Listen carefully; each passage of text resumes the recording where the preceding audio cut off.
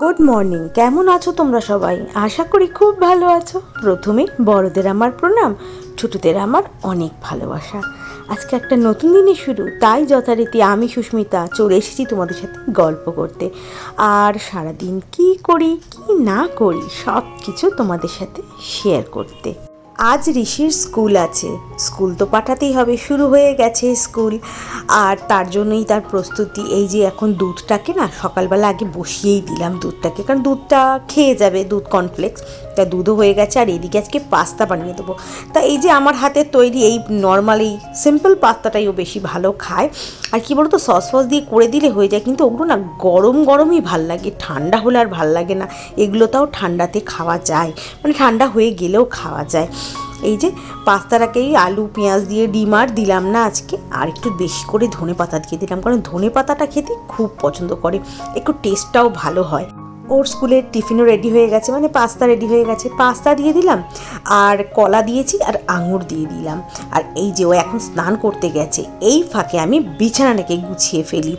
ওয়েদারটা কি অদ্ভুত না এখন বলো, গায়ে কিছু দিতেও লাগছে আবার মাঝে মাঝে গরমও লাগছে। তো এই খেসটাকে, খেসি তো বলে, জানি না এটার নাম কি আমি, তা এটাকেই পাতলা তো এটাই গায়ে দিই আমি আর ঋষি দুজন মিলে। আর এই যে বিছানাটাকে একদম দেখো একদম টান টান করে ভালো করে গুছিয়ে টুছিয়ে নিলাম, নিয়ে তারপরে এবার হচ্ছে ঋষিকে নিয়ে স্কুলে বেরোতে হবে, মানে বাসে তুলতে যেতে হবে। এখন বাজে এই 6:45 মতো বাজে, ঋষি এখন স্নানে গেছে। আর বাইরে আলোটা দেখেছো কীরকম। আর এই যে ঋষি স্নান করে বেরিয়ে গেছে, এখন রেডি হচ্ছে, এ ফাঁকে আমি টাওয়েলটাকে মেলে দিই। এরপরই খেতে বসবে। ওই যে দুধ কর্নফ্লেক্স, যেটা খেতেও ভালোই বাসে, স্কুল যাওয়ার সময় ভাত একদম পছন্দ করে না স্কুল যাওয়ার সময় খাওয়া, কিন্তু ভাতটা খেয়ে গেলে না একদিকে না খুব শান্তি হয়।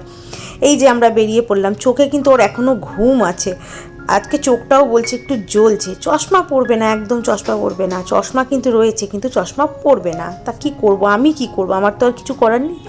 এই যে বাসে এবার তুলে দিলাম, বাসে করে এবার বেরিয়ে যাবে। আর আজকে লিও দেরি করেছে, এই যে লিওর জন্য বাস একটু দাঁড়িয়েছিল, তাই যে উঠে পড়েছে। এইবার বাস স্কুলের উদ্দেশ্যে রওনা দিচ্ছে। ওই যে টাটা করে দিলাম, এবার বাড়ি চলে আসলাম। বাড়ি এসে এবার একটু আদা দিয়ে চা খাবো, কারণ গলাটা না কেমন খুসখুস করছে। আর যা যা রান্না হবে সেগুলো একটু বের করে রাখি শুক্লা আসার আগে, তা সেগুলো মোটামুটি একটু জোগাড় করে রাখলে না সুবিধে হয়। আর ওই ফ্রিজের ওই বাস্কেটটা এতটা বড়, জায়গাটা খুব নষ্ট করে দেয়, ওর জন্য বের করে রাখি। আর এই যে এখানে একটুখানি আম ছিল, আমটাকে কেটে রাখলাম, আজকে টক ডাল করা হবে তার জন্য। আর এই যে ডালটাকেও ভিজিয়ে রাখলাম, চাল বলো ডাল বলো সব কিছুই আমি না একটু ভিজিয়ে রাখি, কারণ ওতে যে পাউডারটা মেশানো থাকে না সেইগুলো ধুয়ে যায়, মানে বেরিয়ে যায়, সেই জলটা আমি গাছে দিই, মানে আমার ইনডোর প্লান্টগুলোর মধ্যে দিই। আর আমি একটুখানি দেখলাম সময় আছে যখন কেটে রাখি, ও আসেনি যখন এই বেগুন টেগুনগুলো কেটে রাখলাম। আর এই যে ও এসে গেছে, এবার রান্না বান্না শুরু করে দিয়েছে, ওই দিকে রান্না করুক, আর তোমাদের সাথে চলো আমি আমার মনের কিছু কথা শেয়ার করি। সংসারের কাজ আমরা সবাই প্রতিদিন করে থাকি, কারোর একটু বেশি কারোর একটু কম, কিন্তু সত্যি কথা বলতে অনেক সময় এটা করতে গিয়ে খুব ক্লান্তি আসে, বিরক্তিও লাগে। আমারও ঠিক আগে এমনই লাগতো, সকাল থেকে রাত পর্যন্ত সংসারের সব কাজ করে যাচ্ছি, কাজ আর শেষই হচ্ছে না। কিন্তু এক সময় আমি ভাবলাম, এরকম সব সময় বিরক্তি নিয়ে যদি আমি কাজ করে থাকি তাহলে কি করে চলবে? সব সময় আমার মন খারাপ থাকবে, ঘরের পরিবেশটাও ভালো লাগবে না। তখন থেকেই আমি কিছু ছোট ছোট পরিবর্তন আনা শুরু করি। প্রথমত আমি এখন কাজ করার সময় নিজের পছন্দের গান চালিয়ে নিই, সে রান্না হোক বা ঘর গোছানো বলো, সব কিছুর ক্ষেত্রেই একটা গান চালিয়ে নিলে কখন যে কাজ আমার হয়ে যায় আমি নিজেও বুঝতে পারি না।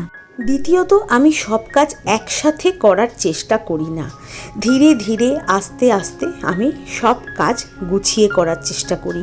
একটু কাজ করি, তারপর একটু বসি, তারপর আবার কাজ করা শুরু করি। এতে ক্লান্তও লাগে না আর মনটাও ফ্রেশ থাকে। আর সবচেয়ে বড় পরিবর্তন হলো, আমি এখন সব কিছু পারফেক্ট করার চেষ্টাই করি না। আগে ছোট ছোট জিনিস নিয়েও টেনশন করতাম, এখন ভাবি যতটা করছি মন দিয়ে করছি আর এটাই যথেষ্ট। আর নিজের জন্য একটু সময় রাখা, এখন এটা আমি খুব গুরুত্ব দিই। দিনে যদি 10 থেকে 15 মিনিট একা নিজের মতো করে 1 কাপ চা নিয়ে বসতে পারি, তাহলে মনটা আবার নতুন করে কাজ করার এনার্জি পায়। এখন আমার কাছে সংসারের কাজ আর শুধু দায়িত্ব বলে মনে হয় না, মনে হয় এটা আমার নিজের ঘর, নিজের মানুষদের জন্য করা ভালোবাসা। সত্যি বলছি, মাইন্ডসেট একটু বদলালে এই একই কাজগুলো অনেক সহজ আর আনন্দের হয়ে যায়।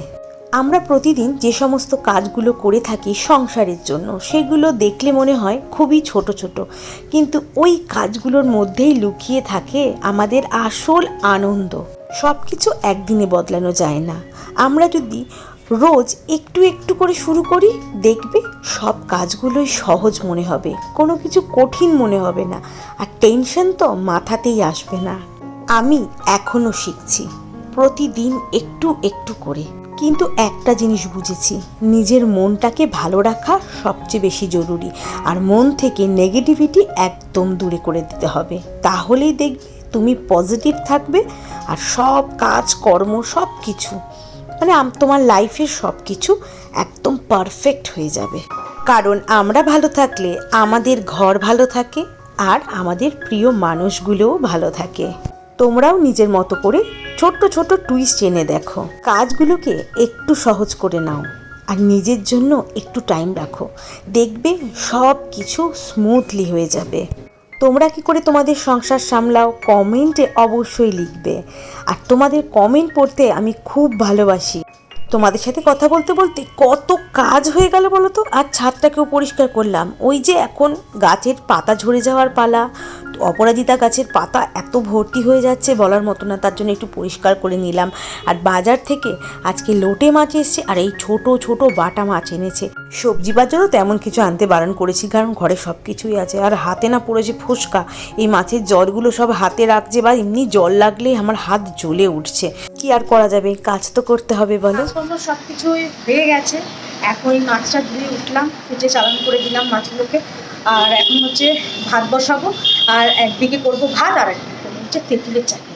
তো আজকে ভাবছি যে শর্টসের জন্য শেয়ারও করা হচ্ছে না, অনেকে বলেছিলাম না তোমাদের যে তেঁতুল চাটনিটা আমি শর্টসে দেবো, তো ওটার জন্য আর শেয়ার করা হচ্ছে না। তো ভাবলাম যে না, এই ভিডিওতেই দিয়ে দিই, আলাদা করে আর দেবো না, মানে জাস্ট যেটুকু আমি বলে দেবো তোমাদের যেভাবে যেভাবে করছি। পরে যখন কোনো সুযোগ সুবিধে বুঝবো তখন হচ্ছে শর্টসে আমি শেয়ার করে দেবো আলাদা করে ভিডিওটা। আজকে আপাতত ভাবছি এই ব্লগের মধ্যেই শেয়ার করে দিচ্ছি তোমাদের সাথে। ওই তেঁতুল চাটনি দারুণ লাগে খেতে।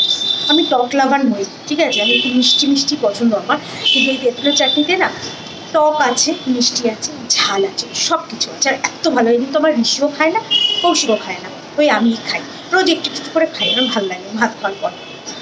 আর হচ্ছে কৌশিক অফিসে বেরিয়ে গেছে, আজকে আর খাবার নিয়ে যায়নি, বললো না আজকে অফিসে খাবে।